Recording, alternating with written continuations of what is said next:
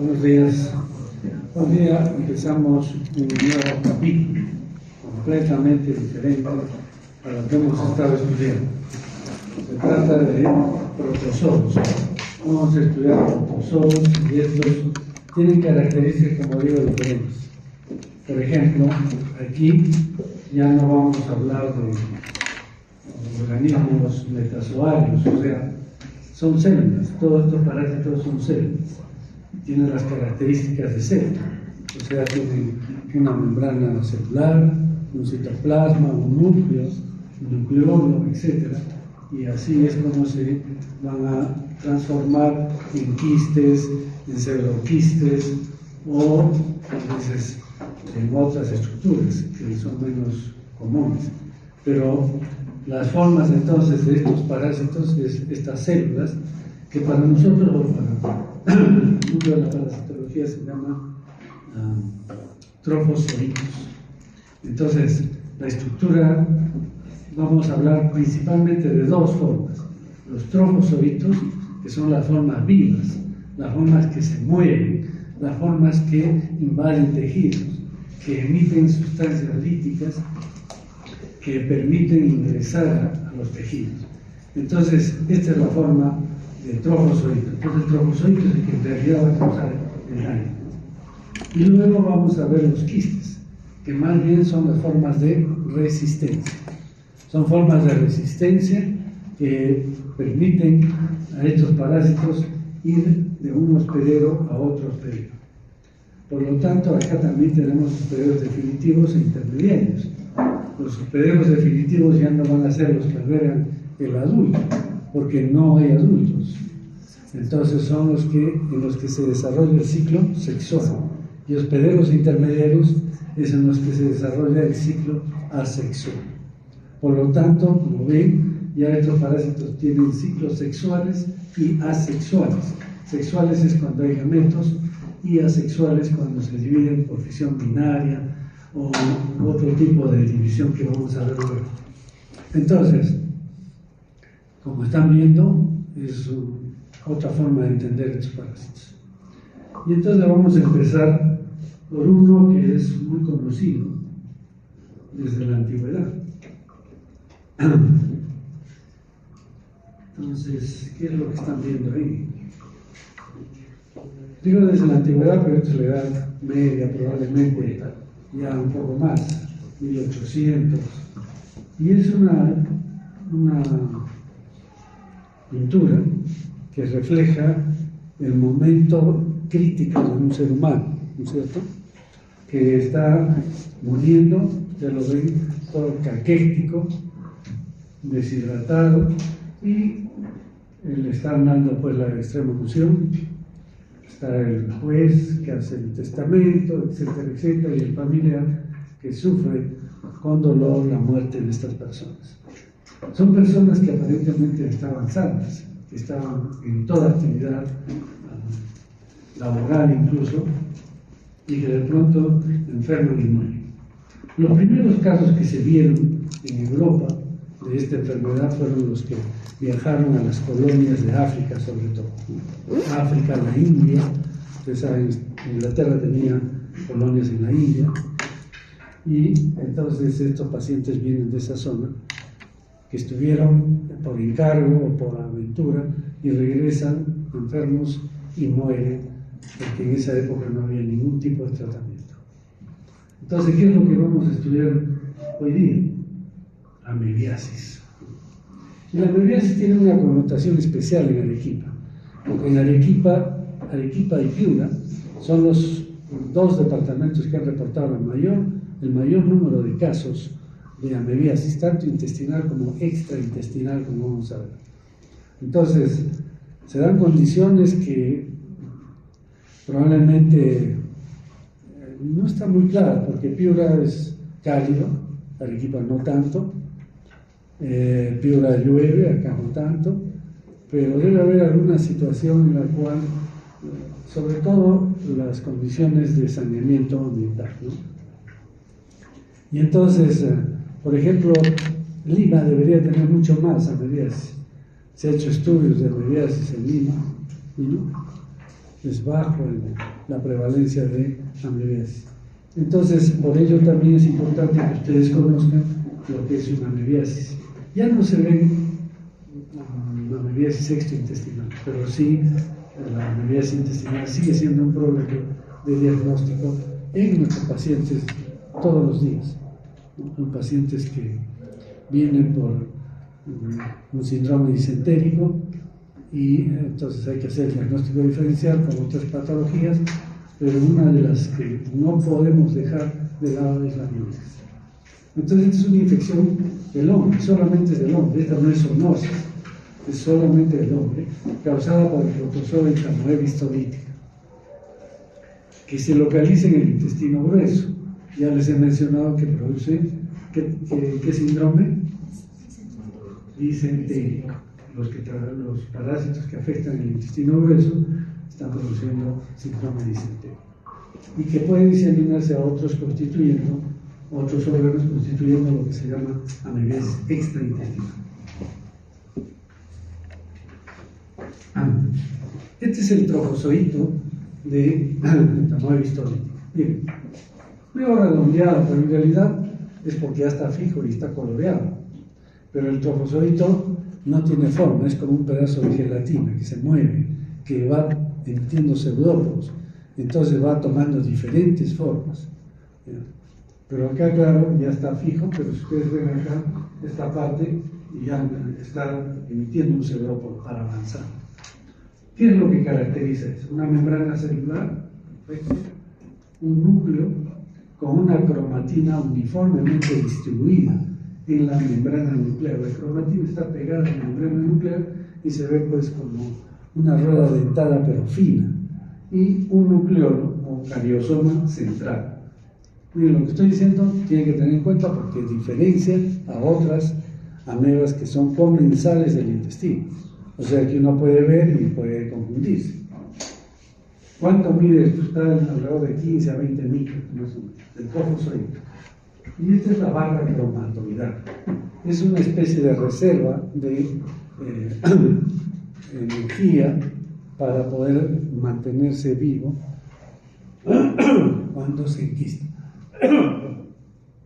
Entonces, este es el trofozoito. Veamos qué otra estructura vamos a ver. Este es el quiste. El quiste mide 10 a 14 micras, lo están viendo ahí, tiene una membrana quística, tiene 4 núcleos, con nucleolos, con las mismas características, pero tiene 4 núcleos. También se puede ver las barras cromatoidales que son típicamente de bordes redondeados. Entonces, estos quistes, como digo, de 10 a 14 micras, se encuentran en las heces de las personas. También los trofocitos, pero en una enfermedad aguda, en una enfermedad crónica, están los quistes que está eliminando la persona.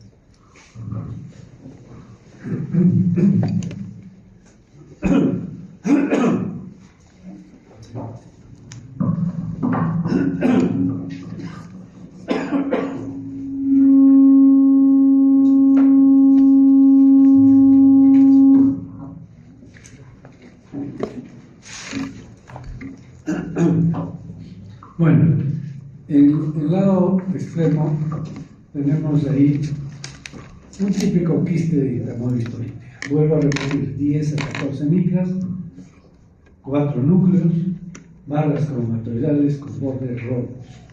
Recuerden esas características porque tenemos que diferenciar de otras estructuras. Acá también, este es un trofozoito. Vean, ya no está redondeado, ya está un poco regular. Tiene el núcleo con la cromatina uniformemente distribuida, ¿no? Y el nucleolo central. Pero hay otra cosa más. ¿Qué es lo que están viendo? Unos puntos negros, porque es la fotografía, pero en realidad no son puntos negros, son puntos rojos. Y entonces, ¿a qué corresponderá? A glóbulos rojos. Es la única ameba que fagocita glóbulos rojos. Entonces, si ustedes encuentran una ameba con estas características y en el interior tiene glóbulos rojos, está hecho el diagnóstico de amebiasis por amebias histolítica. No hay duda. Por eso es importante ver las muestras en fresco, porque esto solo se ve en fresco. No sé, si ya se deja la muestra, se comienza a desintegrar todo el rojo súbito. Y esto es cómo se desplaza, ¿no? Miren, ustedes ven que en realidad tiene dos partes el citoplasma. Un ectoplasma, que es externo, y que es hialino, como están viendo en esta parte, ¿no? Esta es la parte hialina del citoplasma y se llama ectoplasma. Y por dentro está el endoplasma, que es granuloso, tiene puntos, ¿no? En este caso están emitiendo un pseudópodo, y entonces el pseudópodo es con ectoplasma nada más, y se va a ir avanzando. Estos parásitos tienen una característica especial cuando se mueven, por eso es importante ver en fresco y el movimiento de los trofozoitos. Estos trofozoitos se van a desplazar unidireccionalmente, en un solo sentido, van avanzando lentamente hacia un solo lado. Y por detrás puede recoger glóbulos rojos, como acá. Esto es del medio de cultivo, más bien, ¿no? No es de heces, es medio de cultivo, pero se le pone medio de cultivo con glóbulos rojos. Entonces están viendo que comienza a arrastrar los glóbulos rojos por una estructura que se conoce como urópodo. El urópodo es una parte del citoplasma, como que se hace una abertura y atrae a los hematíes y los va a ir fagocitando. Entonces tenemos el urópodo, además de lo que hemos mencionado, este ectoplasma, que es hialino, y el endoplasma, que es rugoso. Y entonces, esta es otra característica importante del trofozoito. Miren cómo se desplaza. Como les digo, no tiene una estructura definida. Puede estar redondeado, puede estar alargado, como en este caso, pero siempre conteniendo su núcleo con una cromatina uniformemente distribuida y un núcleo central. Esta más bien es su quiste. Miren, el quiste no se distingue muy bien, pero son 4 núcleos que tiene, su cubierta quística, y ya hemos visto ya, puede tener varas cromatoidales y el tamaño de 10 a 14 milímetros. Bueno, fácil, ¿no es cierto? El tema es que hay otras amebas morfológicamente idénticas. O sea que uno los puede ver y dice, esto es histolítica, menos que fagociten glóbulos rojos. Pero no siempre se puede ver los glóbulos rojos. Entonces, la más común es Entamoeba dispar. Entamoeba dispar es del género Entamoeba, es morfológicamente indistinguible de Entamoeba histolítica. No se puede distinguir morfológicamente. O sea, tiene el tamaño, tiene los 4 núcleos, en el caso del quiste, tiene las barras exactamente igual, no se puede distinguir. Entonces, cuando yo encuentro esta característica, por ejemplo, encuentro una muestra de quistes de Entamoeba histolítica, no puedo poner quistes de Entamoeba histolítica. Tendré que poner quistes de Entamoeba histolítica / dispar, porque puede ser cualquiera de los dos. ¿Cómo tengo que distinguirla? Por PCR, por pruebas inmunológicas. De lo contrario, no se puede distinguir. Entonces, nosotros tenemos un buen porcentaje de ameba dispar, ¿ya? O sea que es un problema en nuestro medio. Pero hay otras amebas, como Entamoeba moscovski, que las reportaron en Rusia, esta encontraron en cerdos y en monos, pero en humanos también, y quedan exactamente igual, pero son escasos casos reportados, ¿no? A nivel mundial. O sea, epidemiológicamente no tiene mucha importancia. Entamoeba bangladeshi. Bangladesh, ustedes saben, es un país que queda al lado de la India, un país sumamente pobre, con bajo nivel sanitario, es una pobreza extrema. Y entonces de ahí vienen muchos casos de amebiasis, ¿no? Los niños sufren de enfermedades diarreicas y hay que hacer el diagnóstico.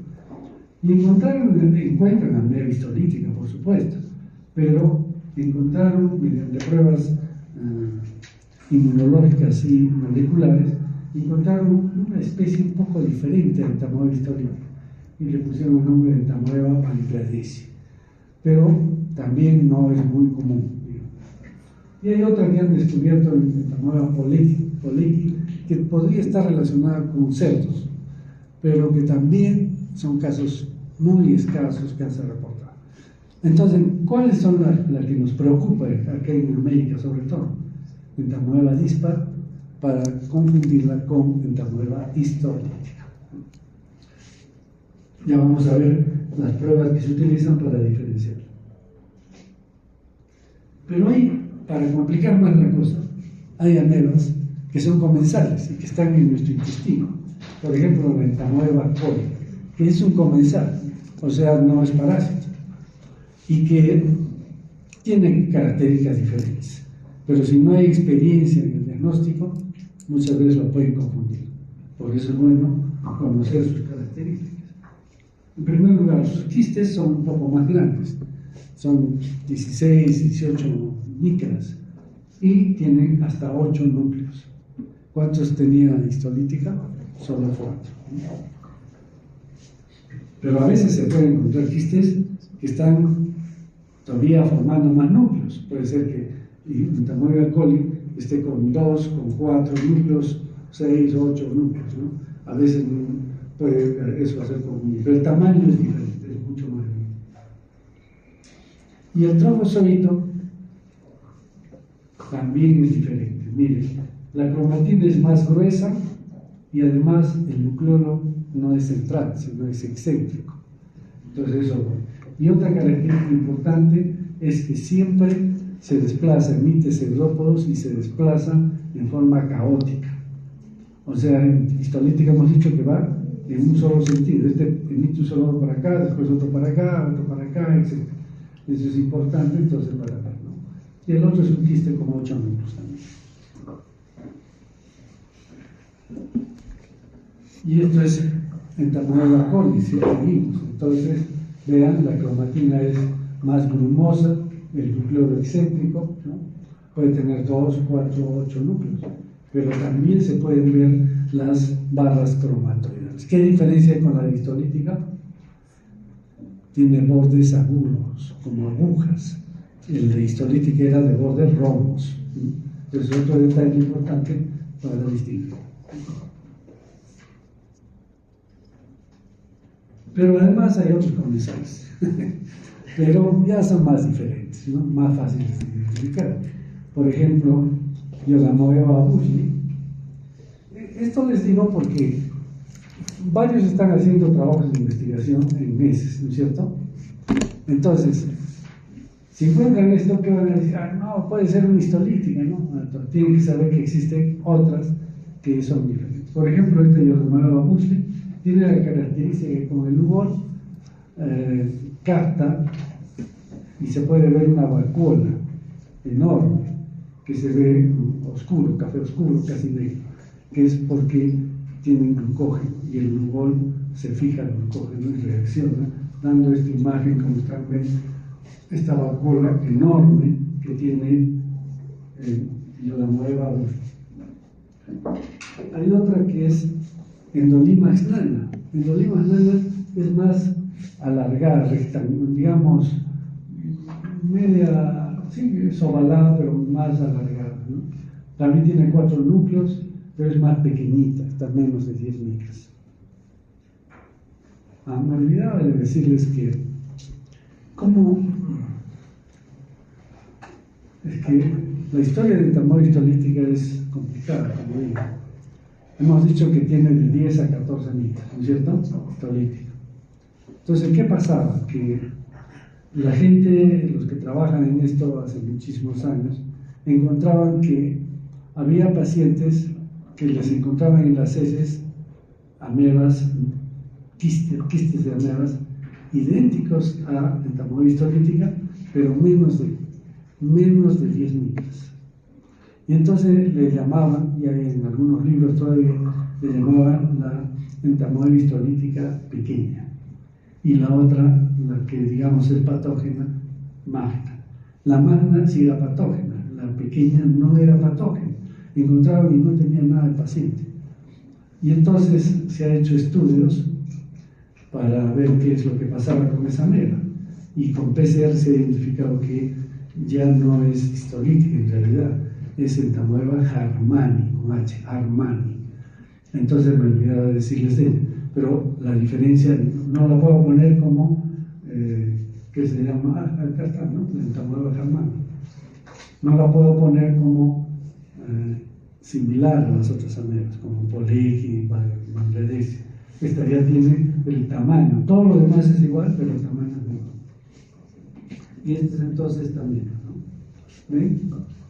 Morfológicamente es similar, tiene 4 núcleos, tiene una barra comercial redondeada, etc. Pero hay que medir el tamaño del quiste. En el quiste hay que medir, el microscopio tiene un aparato especial para medir las micras que tiene. Claro que en la práctica ya uno se da cuenta, uno se dice, esta es muy pequeña para ser histolítica, ¿no? Pero quitó el sueño de los parasitólogos durante mucho tiempo esta Alzheimer. Y luego también van a ver Chilomastis inexmile. Esta nueva tiene la característica que es pequeña y tiene una forma de limón, y generalmente solo tiene un núcleo. Entonces es muy diferente, ¿no? Es como un limoncito en realidad, tiene una protuberancia muy típica. Entonces han visto todo lo que se puede encontrar de estos protozoos, digamos que se parecen, que son amebas, ¿sabes? Porque hay otros ciliados que vamos a ver después. Entonces, ¿cómo es el ciclo de esta parte? En realidad, el ciclo es bastante sencillo. A ver, empecemos por la forma infecciosa o infectante. La forma infectante, o también forma diagnóstica, es el quiste tetranuclear, ¿no es cierto? Ya hemos visto que tiene que ser un quiste tetranuclear. ¿Y cómo va a ingresar a nuestro organismo? Mediante el agua, generalmente agua contaminada, verduras sobre todo, y también a través de las manos. En todo caso es contaminación fecal. Y uno ingiere estos quistes maduros que son tetranucleares. Este quiste llega al intestino delgado, ¿no es cierto? Se desenquista y acá estamos viendo cómo se desenquista estos quistes que llegan allá al intestino delgado, y de cada quiste ahí hay pasos que no lo dicen en todos los libros. Lo que pasa es que antes de desenquistarse totalmente se empiezan a formar de cada quiste, de cada núcleo otro núcleo, o sea tendría ya 8 núcleos. Cuando ya están los 8 núcleos ya se desenquista. A esa estructura que ya no es quiste se le llama metaquiste, con 8 núcleos. Y esto se divide, cada núcleo se separa con su parte de citoplasma. Entonces de un quiste vamos a obtener 8 trofozoitos, ¿ya? Que van a empezar a reproducirse independientemente. También le llaman a estos pequeñitos amébulas, amébulas que crecen un poquito más y se convierten ya en un trofozoito. Y estos trofozoitos hacen su vida ya de división binaria por fisión binaria, es decir, se parten en 2. Cada trofozoito se parte en 2 y así sucesivamente, y en pocos días, pocas horas diríamos, vamos a tener miles de trofozoitos en el intestino, miles, millones de trofozoitos. Entonces acá, por ejemplo, no funciona la autoinfección. ¿Por qué? Porque si bien es cierto, me puedo volver a ingerir quistes, ya no tiene importancia. Es como echarle un balde de agua al mar, ¿no es cierto? Ya está lleno de trofozoitos y se están dividiendo permanentemente. O sea, la autoinfección podría ser, pero no tiene ningún sentido. No consideramos autoinfección en el ciclo de esta parasitos, por ese motivo. Y entonces van a irse dividiendo y van a ir algunos formando quistes, y los quistes ya se eliminan. Los trofozoitos pueden o no invadir a la mucosa intestinal. Ya vamos a ver cómo es este detalle. Entonces, Este quiste ya está en las heces, en el intestino grueso, porque la división, el desenquistamiento fue en el intestino delgado. Pero una vez que ya salen los trofosoditos, inmediatamente pasan al intestino grueso y es donde se desarrolla. Y por lo tanto vamos a tener quistes tetranucleados o con 2 núcleos, a veces prequistes, que se eliminan en las heces. Entonces el estadio de salida puede ser quiste tetranucleado, generalmente. Entonces acá, la localización intestino grueso, estadio de salida, es el mismo. El quiste tetranucleado, el mecanismo de transmisión. ¿Cuál es el mecanismo de transmisión? Fecalismo, estadio infeccioso, el quiste tetranucleado, el mecanismo de infección, agua, manos, verduras, mal lavadas, contaminadas. Bien, acá surge otro problema. Hay personas que se infectan y que al poco tiempo empiezan a eliminar quistes de tamaño histolítico, pero no han sufrido ninguna enfermedad, mientras que otros hacen una enfermedad intestinal severa. Entonces, ¿a qué se debe eso? Vamos a ver. Acá estamos viendo cómo es el estadio infeccioso, ingresa, puede entrar al intestino grueso, ¿no? De ahí puede invadir la mucosa, tomar vasos sanguíneos y por los vasos sanguíneos hacer enfermedad extraintestinal. ¿A dónde puede ir? Si es por sangre, puede ir al cerebro, puede ir al hígado, puede ir a los pulmones, incluso a la piel. O sea que ya ese es un problema más serio. Pero veamos este detalle. ¿Cómo es que se produce la invasión de los tejidos? Entonces estamos viendo para este lado, para el lado mío, cómo se desenquista el quiste, se forman los trofosoditos, empiezan a dividirse y después se enquista y salen con las heces. Se acabó el asunto. No hubo invasión, ¿se dan cuenta? Pero en el otro lado, sí, se desenquistaron, se formaron los trofosoditos, invadieron la mucosa intestinal y empiezan a hacer lo que se llama la úlcera mediana. Incluso algunos pueden invadir por vía sanguínea a otros tejidos, ¿no es cierto? Entonces, ¿cuál es el motivo por qué en algunos pacientes entra el quiste, se desenquista, se enquista y sale? Y en otros sí causa problemas, o sea, causa enfermedad. Estamos viendo acá cómo es que ingresa. Entonces, ¿qué es lo que sucede en realidad? ¿Cómo se produce esta patogénesis? Primero tiene que haber el desenquistamiento. Si no hay desenquistamiento, lógicamente no. Pero otro paso importante para que puedan invadir los tejidos es un mecanismo de adherencia. Tiene que haber un mecanismo de adherencia, si no, no ingresa la ameba. Y hay 2 elementos importantes: la galactosa, N-acetilgalactosamida, que es sobre todo son carbohidratos que están en los receptores del intestino grueso. Estos son, ¿qué se llama? Carbohidratos, sobre todo la galactosa, tiene afinidad por una proteína de la ameba, de la membrana de la ameba, que se llama lectina. Entonces tiene que haber esa unión galactosa-lectina para que se produzca un señalamiento celular y empiece la ameba a producir enzimas, ¿no? Diferentes enzimas que vamos a ver. Entonces, si no hay esa unión, no va a haber la invasión. Entonces, ¿por qué sucede esto? Porque nuestro intestino tiene mucus y en el mucus hay mucha galactosa. Entonces, si la ameba que tiene la lectina se une a la galactosa del mucus, se bloquea y se elimina. Pero si por algún motivo nuestro intestino está deficiente en galactosa, o es que ha tenido una indigestión, o ha tenido una infección bacteriana que desplaza, que elimina el mucus normal, entonces la ameba sí entra en contacto directo con la mucosa y se une a los receptores de la mucosa intestinal. ¿Ya? De lo contrario, no. Entonces, ¿para qué invasión que tiene que haber? Adherencia. La galactosa con la lectina.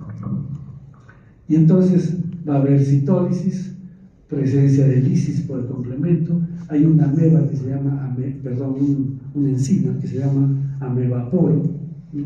Que es una proteína y que hace perforaciones en la mucosa intestinal. Son enzimas de la ameba que producen huecos, perforaciones en el epitelio intestinal. Después hay una serie de problemas como activación de la caspasa 3 humana, hay apoptosis. Estas enzimas de la ameba inducen a la apoptosis de las células epiteliales. Hay secreción de proteínas por los trofozoitos, o sea, se hablaba antes de la hialuronidasa, pero en general son proteasas, una serie de enzimas que empiezan a destruir el epitelio intestinal.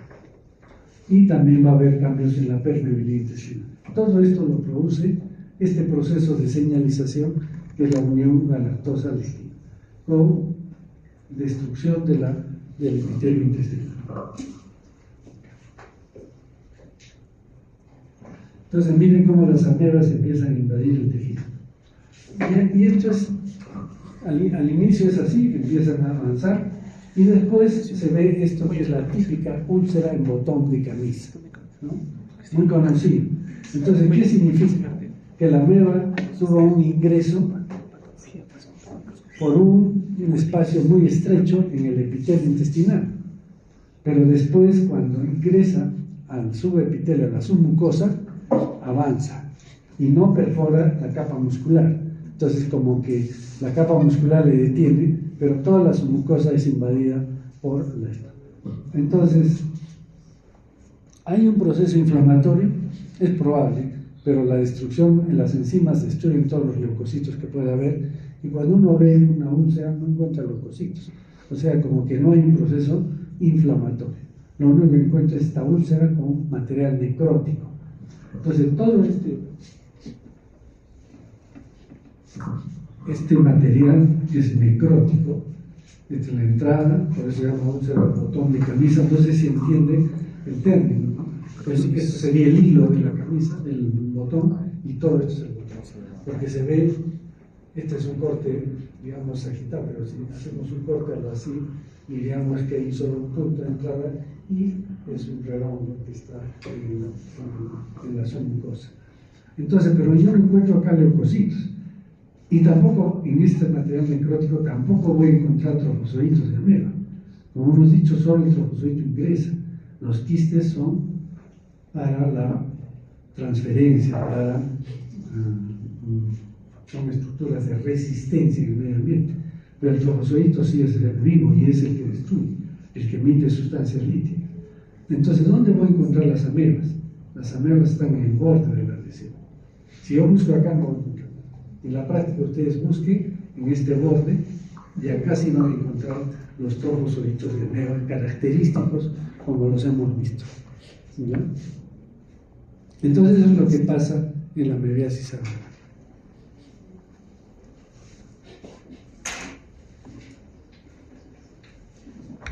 Miren cómo está invadiendo, comienza a destruir las amebas con todas estas enzimas, proteasas que tienen, empiezan a destruir el tejido. Y esta es una necropsia de un paciente con úlceras amebianas, que son, las úlceras amebianas se ven como puntos, pero debajo se ve la lesión mucho más grande, o sea, por debajo del epitelio es la lesión mucho más grande. Estos son pacientes que mueren por amebiasis. Veamos ahora un poco la clínica, cómo es la clínica de esta parasitosis. Lo típico en nuestro medio ahora ya no es el síndrome disentérico. Muchos pacientes solo vienen con diarrea. ¿Por qué? Porque como empezaron la diarrea, ya fueron a la farmacia o se automedican, se tomaron antibióticos, una serie de sustancias. Entonces vienen con diarrea, pero no tienen diagnóstico y se pueden complicar. Pero lo típico en todo caso es el síndrome disentérico.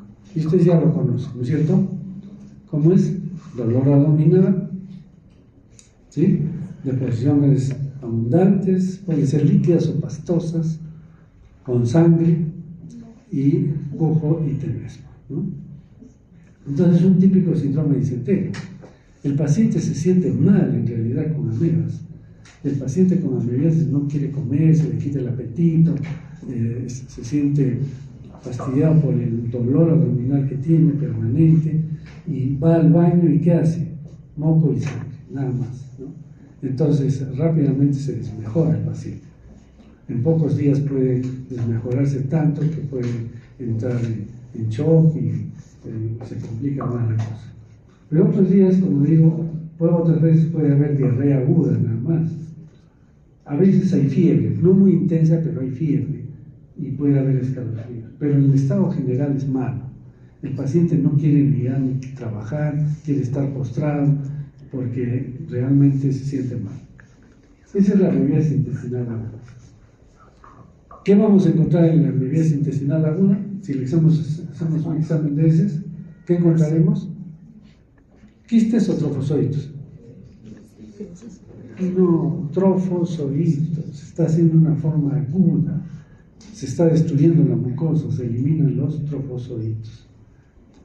Los quistes es cuando el paciente ya empieza a hacer una amebiasis intestinal crónica. Para algunos gastroenterólogos a nivel mundial no existe la amebiasis crónica, pero para otros sí, y para todos nosotros los parasitólogos sí. ¿Por qué? Porque encontramos el paciente que viene porque tiene dolor abdominal. Un dolor abdominal que no es permanente, a ratos, tipo fatiga, como que le molesta algo en el estómago. Y hace una deposición líquida, a veces con un poquito de sangre, y ni siquiera eso, puede ser líquida nada más, muy rara vez con sangre, pero hace una deposición líquida y después tiene 2 o 3 días de estreñimiento, no va al baño, y después otra vez va al baño y otra vez diarrea. Entonces diarrea alternada con estreñimiento. Eso es.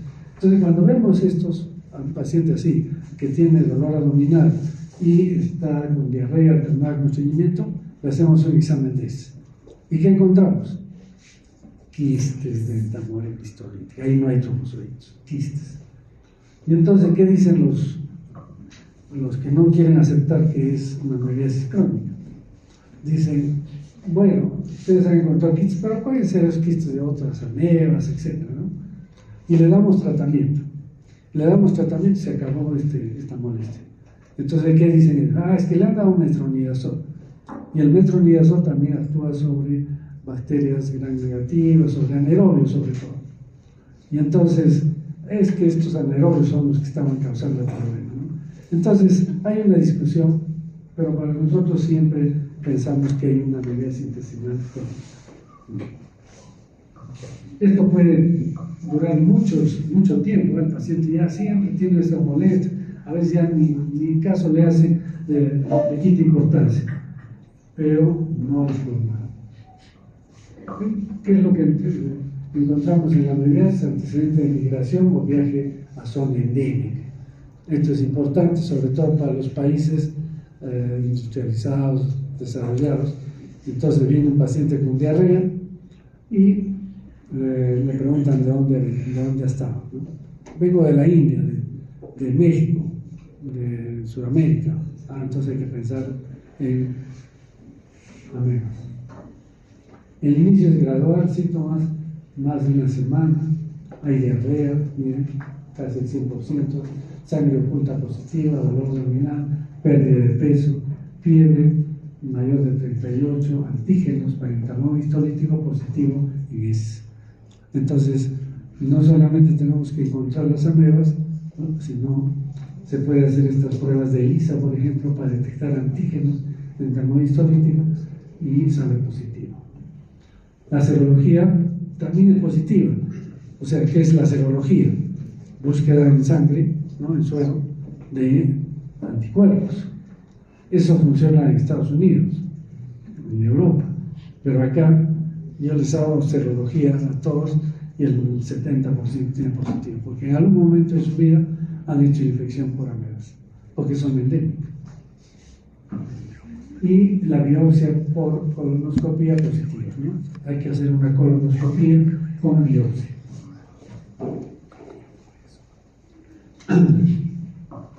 ¿Qué complicaciones puede haber en la amebiasis intestinal. Primero, fístula rectovaginal. ¿Qué quiere decir? Que la ameba empieza a destruir el intestino grueso, el recto, lo perfora y se abre paso hacia la parte vaginal. Y entonces la persona empieza a eliminar heces por la vagina. Otra complicación es el ameboma. El paciente ha sufrido una amebiasis intestinal aguda, pasó y de pronto empieza a tener síntomas de obstrucción intestinal. Comienza a hacer heces acintadas, ¿no? Un poco de dolor, pero sobre todo heces acintadas. ¿En qué patología se ve eso? ¿Saben? Heces acintadas. Hay que pensar en un cáncer de colon. Y entonces se hace una ecografía o una tomografía y se ve una tumoración ahí. Pero esa tumoración no es cáncer, es simplemente un proceso inflamatorio producto de que ahí hubo amebiasis. Ya no hay amebas, solamente es un tejido fibrótico que se forma como una estructura tumoral y que causa esta, digamos, pseudo obstrucción del intestino. Por eso las heces acintadas, ¿no? Entonces el ameboma en realidad, bueno, causa molestia, se puede extraer, pero no es que va a seguir avanzando. Ahí se quedó, ya es una secuela más que una complicación. El megacolon tóxico. Puede ser que esta amebiasis invade mucha parte del intestino y que pueden entrar bacterias, anaerobios u otro tipo de bacterias, y entonces ya se produce un megacolon tóxico. Crece el intestino, pero ya hay eliminación de toxinas, etc. Ya el paciente entra en un cuadro grave. Puede haber ulceración perianal. A veces la persona, esto es común en niños y en adultos. No sé si ahora ya en niños, porque antiguamente, no hace muchos años, ¿no? Ahora pues unos 30 años atrás, no había pañales para los niños. ¿Qué hacían las mamás? Tenían que lavar los pañales. Y para que le iban a llevar a algún sitio, ¿qué hacían? Le ponían su pañal y encima un calzón de plástico. Y entonces se iban por ahí, se olvidaban del niño, y el niño estaba pues con las heces ahí, porque estaba con diarrea, acumuladas en el pañal, y maceraba la parte de la zona perianal. Y como había amebas, entonces las amebas entran con mayor facilidad a la piel de la zona perianal. Y eso pasa. Y también eso pasaba en ancianos, que están postrados, que están en cama y que tenían amebiasis. Entonces también hacían estas úlceras a nivel de la piel de la zona perianal. ¿Puede haber perforación intestinal con peritonitis? Sí. Si un niño o una persona adulta tiene amebiasis intestinal y no se le da tratamiento, ¿no? Entonces dice, no, que se le va a pasar, que esto sigue avanzando en la ameba, y la persona se enflaquece, pierde peso, pierde su respuesta inmune adecuada, y se acuerdan de la úlcera en botón de camisa, que resistía la capa muscular, no, perfora ya la capa muscular, la serosa, y cae al peritoneo toda esta estructura de necrosis con amebas, con bacterias, etc. Entonces se produce una peritonitis y esa es la causa de muerte de estos pacientes. Es difícil sacar a un paciente con perforación intestinal y que hace una peritonitis. Y lógicamente ya viene el shock y el deceso.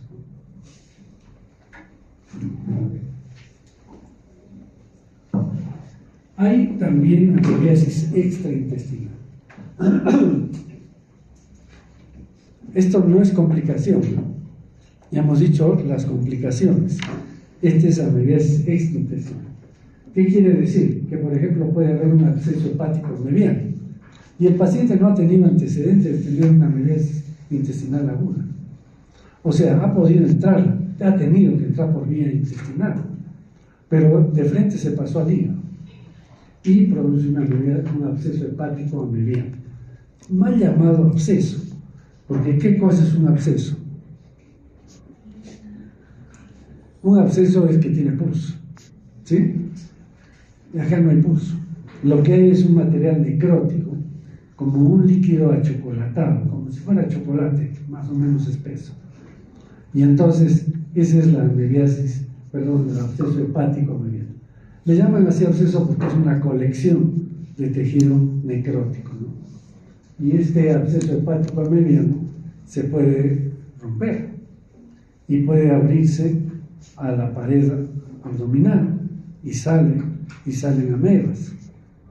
Otras veces por ecografía se ve el absceso hepático y se puede punzar. Vamos a ver, regresaremos acá, pero vamos a ver. Este es un absceso hepático amebiano. Miren, todo eso es una colección de un líquido achocolatado, ¿no? ¿Y qué cosa vamos a encontrar en el líquido achocolatado? Lo cultivamos para ver si hay bacterias. Negativo, no crecen bacterias, porque no hay bacterias. Buscamos en ese líquido, porque se puede aspirar con una aguja gruesa, se aspira. Mediante ecografía se detecta dónde está y se aspira. Y este líquido achocolatado, no tampoco encontramos amebas. ¿Dónde están las amebas? En el borde de la lesión. Ahí las amebas siguen comiendo rico, no se meten en los desperdicios. Y entonces, eso es lo que pasa con un absceso hepático amebiano. ¿Y qué características tiene un absceso hepático amebiano? Hepatomegalia, fiebre alta, dolor en hipocondrio derecho. ¿Se acuerdan que les han dicho que en la fasciolasis hay un dolor en hepatomegalia, dolor en hipocondrio derecho? Ese dolor de la fasciolasis es un dolor que uno lo tolera, le puede examinar al paciente. Acá no se deja examinar, apenas le pone la mano salta. Incluso el rozar de la sábana le causa un dolor, se dice exquisito, un dolor agudo que hace sentir al paciente. Es un dolor muy intenso. Entonces, hepatomegalia, fiebre alta, ¿no? Dolor exquisito en hipocondrio derecho. ¿Y qué más? Hay leucocitosis también, pero fundamentalmente es con desviación izquierda. No es como en fasciola que había eosinófilos. Acá no. Aquí hay una leucocitosis evidente con desviación izquierda, ¿no? O sea, con presencia de abastonados, ¿no es cierto? Entonces, eso es lo que tenemos en un absceso hepático amebiano, una situación grave. ¿Cómo se trata esto? Se punza y se saca líquido, se puede sacar 1 litro del absceso y se le da pues luego el tratamiento, porque si le damos tratamiento y no se drena el absceso, va a demorar mucho su tratamiento. Entonces hay que drenarlo y además dar el tratamiento oportuno. Bien, entonces acá está. Entonces, otras veces no se forma un absceso hepático amebiano, sino que las amebas se localizan en diferentes partes del hígado y produce una inflamación del hígado. Por lo tanto, eso se llama hepatitis amebiana. Entonces, si uno hace una biopsia del hígado, va a encontrar amebas, ¿no? Y si hace las pruebas para virus, no tiene ningún virus, es una hepatitis amebiana, que es más rara, pero se da. En piel tenemos la amebiasis cutánea, que hemos dicho que también esta sí se puede dar por presencia, como una complicación de una amebiasis que no es bien manejada, ¿no? Con los pañales sobre todo. Entonces, la amebiasis cutánea, la podemos ver acá. Miren, cómo ha destruido toda la zona perineal. Es como una quemadura de 3er grado. Esa es la característica de esta amebiasis. Las amebas empiezan a destruir el tejido y logran llevarse pues toda la piel, la dermis, la epidermis, la dermis, y entonces la cicatrización es queloide, comienza a retraer los tejidos, se alteran los genitales, se altera todo, sobre todo en niños, por esta amebiasis cutánea secundaria. Miren, otra medida secundaria, como va destruyendo. O miren, a nivel genital también se produce esta medida secundaria secundaria. Bueno, entonces ahí, para que vean cómo es la.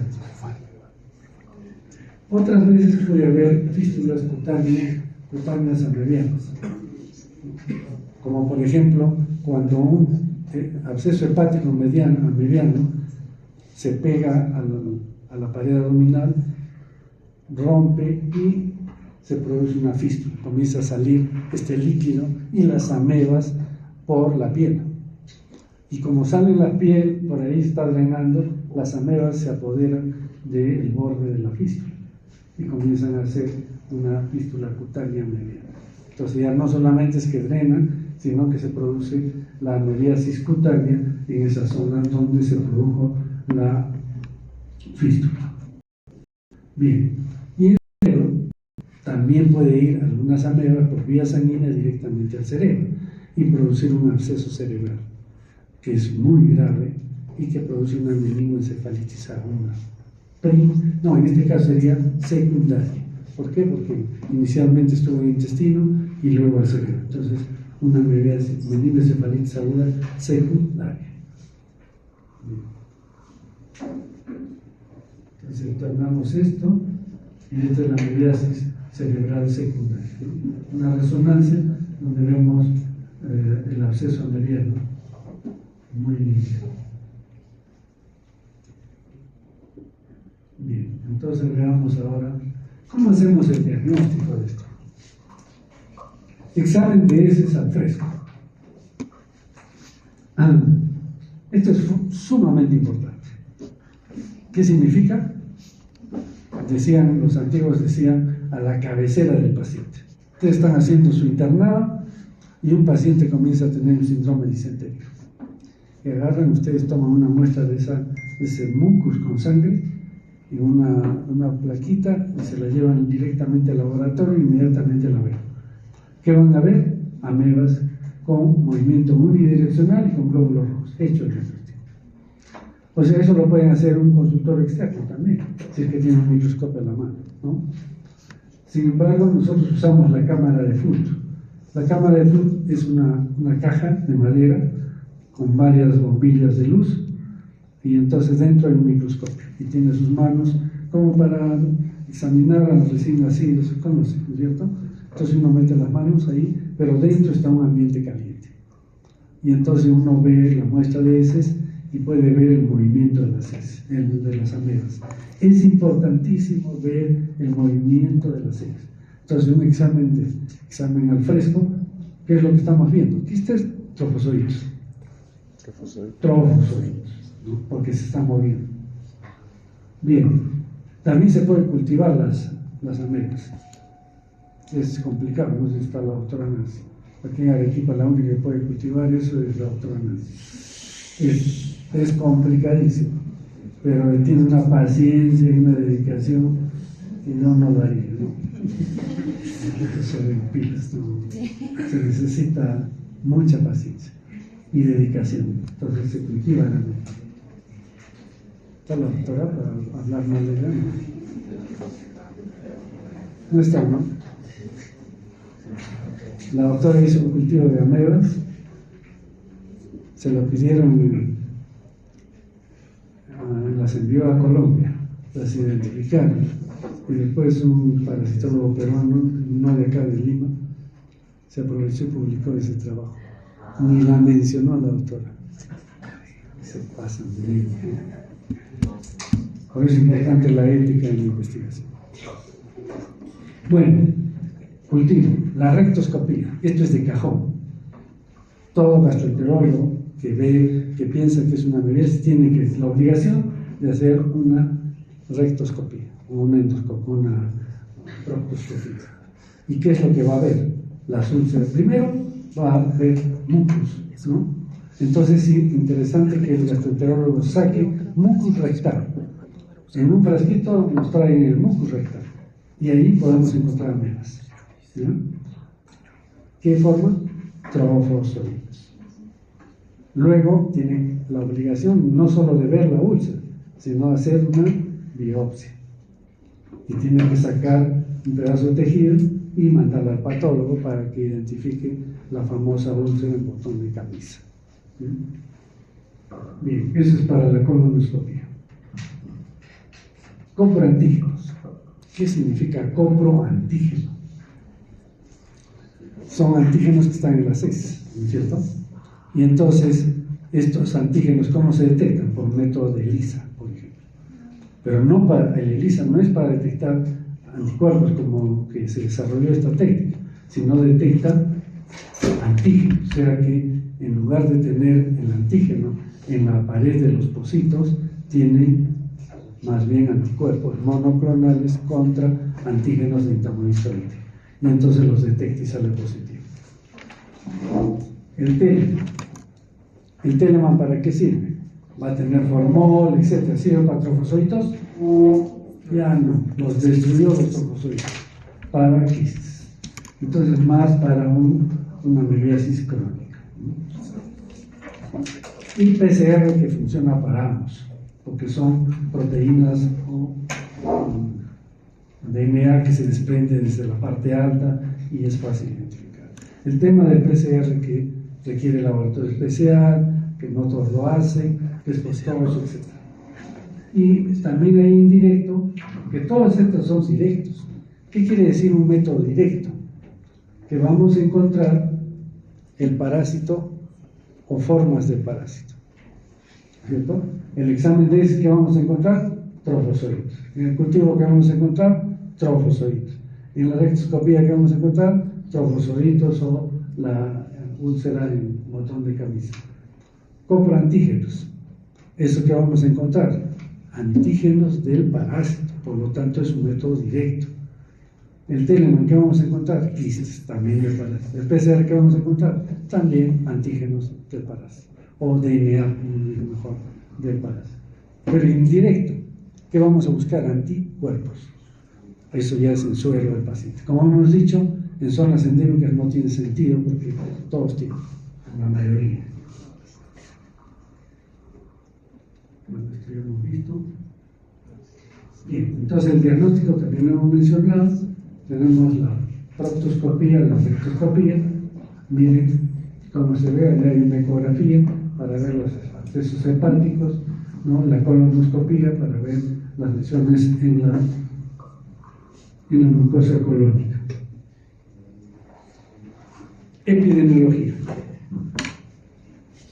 Entonces, ¿cómo es que se infecta una persona? Este niño es de La Joya.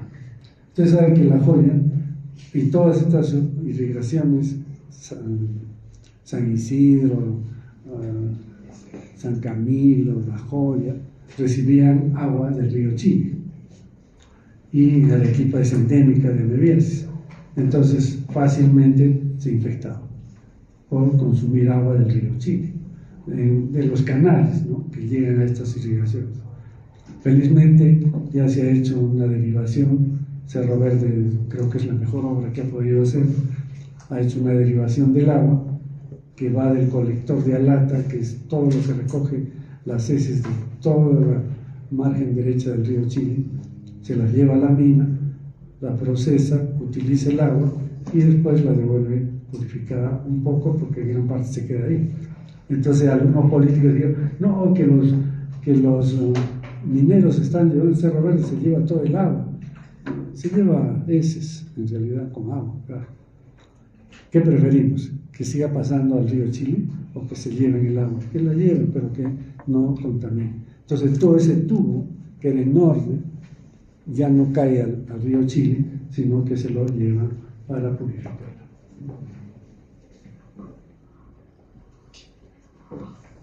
Nuevamente, lo que es consumo callejero de alimentos, ¿no? La venta ambulatoria de alimentos siempre les van a dar amebas.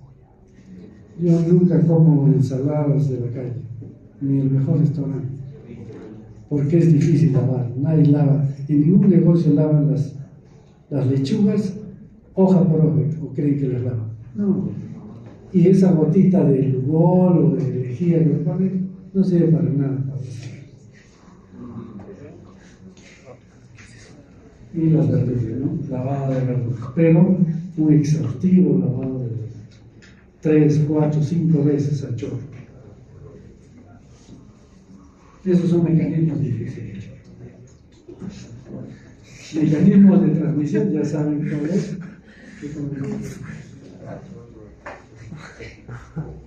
Hay que lavar de chorro, así se llama. Pero con agua de caña, no porque ustedes han visto cuando cosechan las zanahorias, cómo las lavan. Las sacan de la tierra, que puede estar limpia, y las lavan en la sequía, que está totalmente contaminada. O sea que las contaminan. Bueno, en la epidemiología podemos encontrar quistes, ¿no es cierto? Eso están haciendo ustedes. Les aseguro que ya van a encontrar menos cantidad.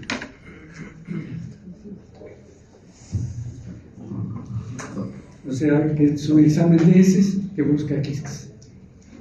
10 a 25. En Puerto Maldonado encontraron 16, encontramos, porque eso lo hemos trabajado nosotros. 16.5%. Y en Lima menos del 5%. Entonces resulta que hace muchos años hubo una reunión de todos los parasitólogos en Lima. Los limeños decían, ustedes están inventando.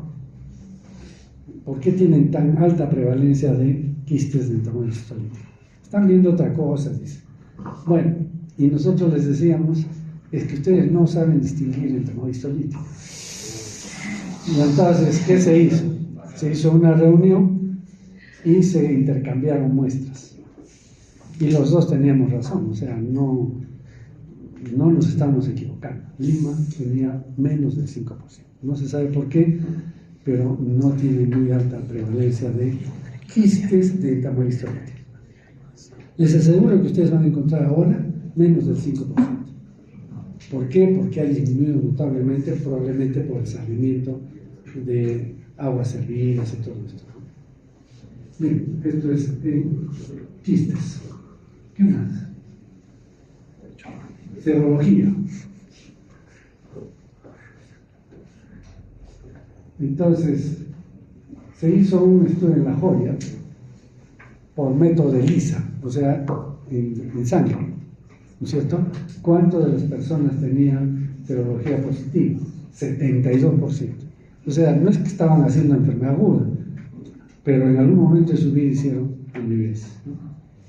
Y en Piura, Elliot encontró en el 93 también 46%. Como digo, las zonas donde hay más amibiasis en el Perú son Piura y Arequipa. Bueno, esto lo hicimos nosotros. Lamentablemente no se pudo publicar por... Siempre hay mezquindad de la gente, ¿no?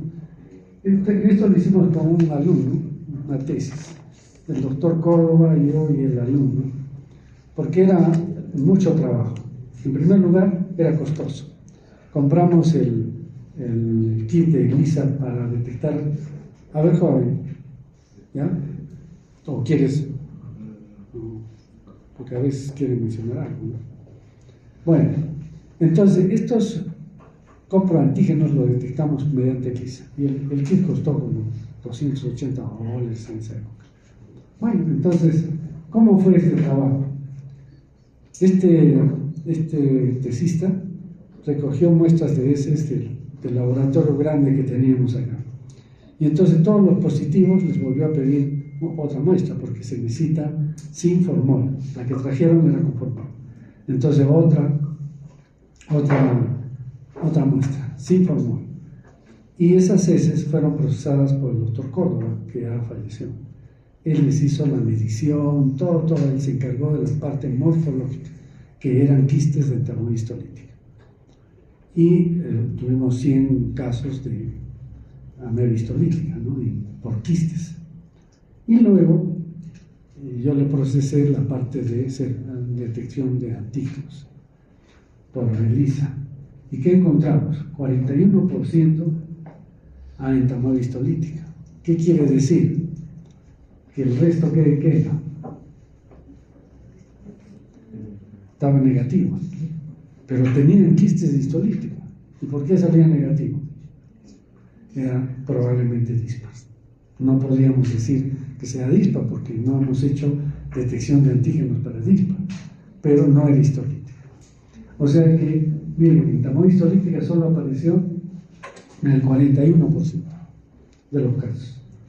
Esto, como digo, no se llegó a publicar, le bloquearon la presentación de su tesis al alumno, es decir, todo un problema. Se bloqueó la publicación del trabajo. La gente siempre es un buen trabajo. Ahí lo tengo, el borrador. No se pudo publicar nada por mezquindad de algunas personas. Bueno, pasó. Profilaxis, ¿qué hacemos? Lavado de manos, ¿no es cierto? Siempre lavado de manos, agua hervida. Y lo venimos repitiendo desde el inicio del curso. ¿Sí? Hasta la misma figurita les pongo para que no se olviden.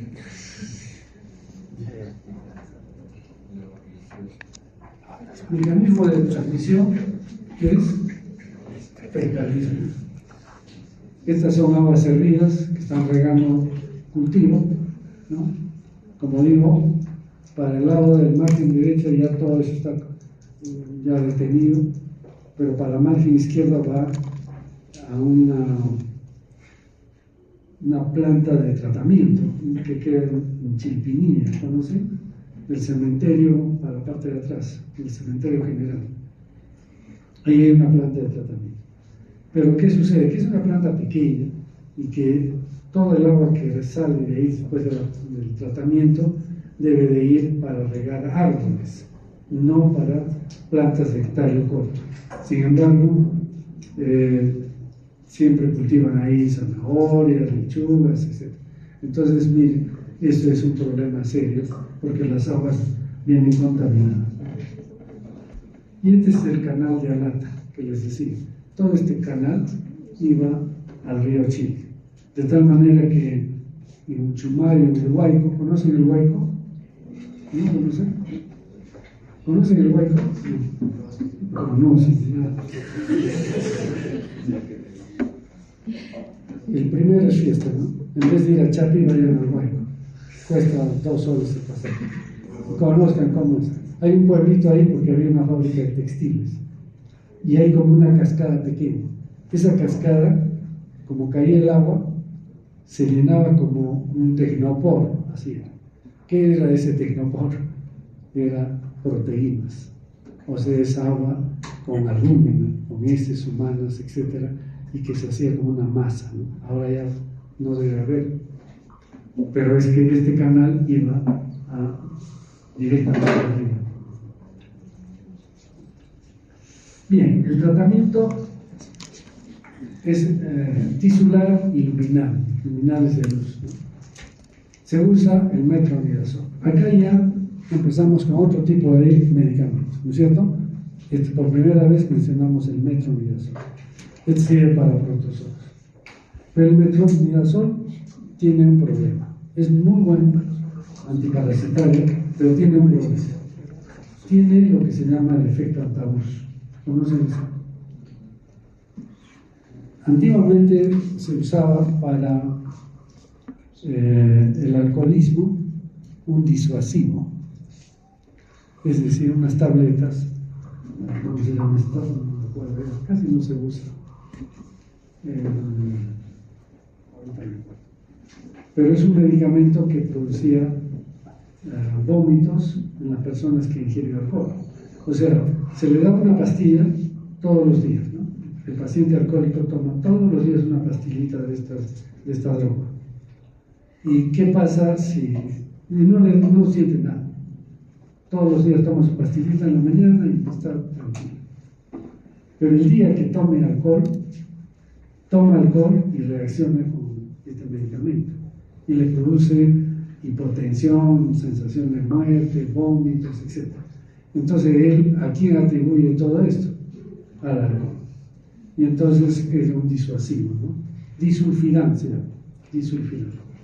Y entonces el disulfiram se usaba así.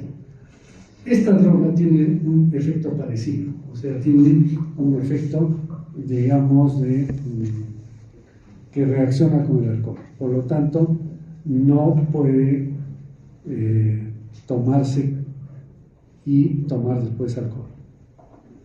Es importante, porque hay que decirle a los pacientes. El tratamiento de esto es de 7 a 10 días, o sea que hay que advertir al paciente que no debe tomar. Ese es un problema que tiene.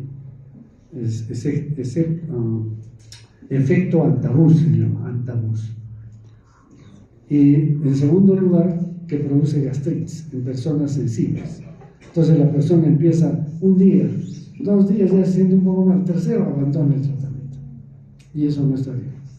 Entonces, esto en personas que son muy sensibles a la acidez gástrica, al estómago, entonces es complicado darle tratamiento, hay que ver otra manera. ¿Qué otras drogas hay? El pimidazol o el cemidazol. Estas tienen efecto más prolongado, porque el metronidazol se da 3 veces al día, por 7 a 10 días. En este caso, el pimidazol, si ustedes leen el inserto que tiene ahí, para amebiasis es una sola dosis. O sea, pero tiene 4 tabletas de 500 gramos. Este es de 1 gramo, serían 2 tabletas. Ese es el tratamiento. Pero la experiencia nos ha hecho ver que una sola dosis no es efectiva. Entonces le damos 2 o a veces 3, depende de la gravedad del paciente. 3 días, sus 2 gramos diarios, ¿no? 2 gramos diarios durante 2 o 3 días. Y con eso solucionamos el problema de la amebiasis intestinal y también del problema del efecto antabús, de la gastritis, etc. ¿no? Es más rápido el tratamiento. Y si yo encuentro solamente quistes, el paciente no tiene amebas, digamos trofozoitos, entonces se puede usar el teclosan. Y este interfiere en el metabolismo de los fosfolípidos, puede producir náuseas, como cualquier otro medicamento. Y también afecta a las formas quísticas como a los trofócitos. Pero esto solo actúa a nivel de la luz, no se introduce a los tejidos. Bien, ¿cómo tratamos la amebiasis intestinal? Extraintestinal. Si es por ejemplo, un absceso hepático mediano, el paciente está mal, está vomitando, no se puede dar por vía oral. Se usa el metronidazol por vía parenteral, por vía endovenosa. Entonces el metronidazol viene en tabletas y también viene para vía endovenosa, parenteral. Y con eso se soluciona. La amebiasis cerebral también se puede dar metronidazol parenteral, pero muchas veces no es suficiente. A veces hay que recurrir al anfotericin B. El anfotericin B también funciona para hígado o para cerebro. Y para las lesiones cutáneas hay que hacer limpieza quirúrgica y darle también por vía sistémica metronidazol. Ese es el tratamiento entonces para... Olvídense de la nitazoxanida. Ya he visto un colega que ha puesto ahí nitazoxanida, porque dice la bibliografía. No aceptemos el tratamiento, y esto va para el examen. Nitazoxanida solo sirve para criptosporidios y probablemente ya, eso todavía no hemos visto. O sea, para ninguno de los que hemos estudiado hasta ahora sirve la nitazoxanida. Sí, nitazoxanida.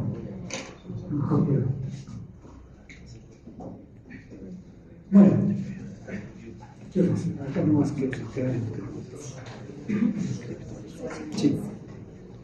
Bueno, me he quedado con confianza, he hecho con calma, porque dicen de microbiología que ya no hacen clases a las 8. Sí. A veces sí. A veces sí, a veces no. Es como la canción de Julio Iglesias, ¿no? Entonces, nosotros tenemos programado, tenemos que hacer. Entonces, aquí terminamos. Mañana vamos a hacer esto que es sumamente importante porque es nuevo.